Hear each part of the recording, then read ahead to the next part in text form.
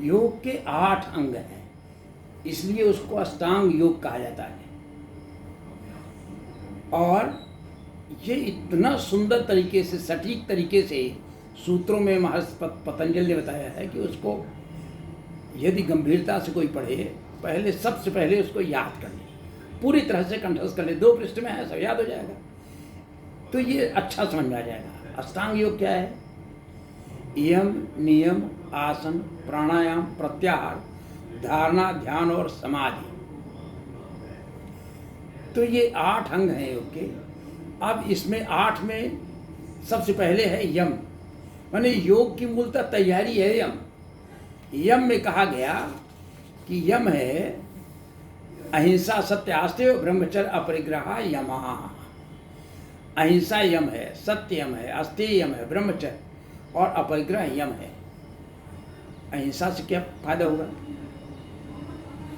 अहिंसा से फायदा होगा अहिंसा प्रतिष्ठायाम तत्सन्निधो भयत्यागा।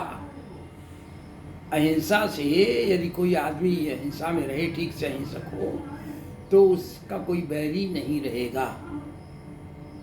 ये खास बात है। तो ये दुनिया के लिए बहुत अच्छी चीज़ है ये, इस तरह की अहिंसा। अब एक बात ध्यान रखनी है कि अहिंसा कैसी अहिंसा है।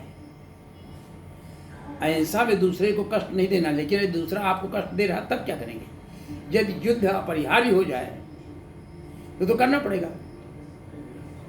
देखिए, भारत योग का देश है, तो सारे जितने अवतार हैं सब योगी थे और सब अहिंसक थे, लेकिन सृष्टि के कल्याण के लिए अहिंसा करनी,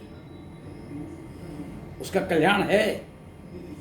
यदि कोई आपको नुकसान कर रहा है और सृष्टि का नुकसान कर रहा है, मानवता का नुकसान कर रहा है, जिसमें दया, करुणा, मैत्री, सहिष्णुता नहीं है, राक्षसीपन है, वैसीपन है, नियम को नहीं मान रहा है, उसको मारना अहिंसा में ही आएगा।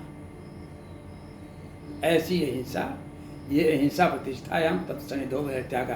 दूसरा है सत्य, सत्य प्रतिष्ठायाम क्रियाफला सर्वोत्तम। कोई सत्य पर स्थापित रहेंगे तो आप जो सोचेंगे वो प्रकृति अपने आप उसको करने लगेगी, लेकिन सत्य पर रहना चाहिए। सत्य के बारे में तो इतना कमाल का है कि वेदों में क्या लिखा गया है? सत्यमेव जयते, सत्य में ही विजय होगी, सत्य की ही विजय होगी हमेशा।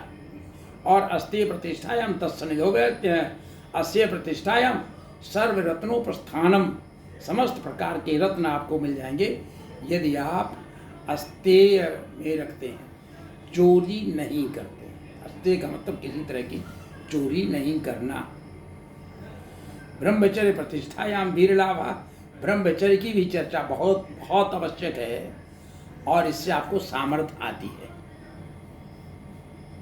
आगे अपरिग्रह स्थैर्यम जन्म कथांता संबोधा।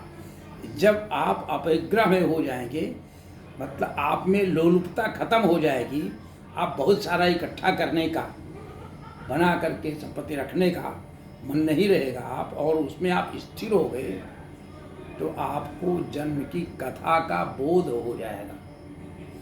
इस तरह से ये है यम, जिसमें 5 हैं: अहिंसा, सत्य, आस्तेय, ब्रह्मचर्य और अपरिग्रह।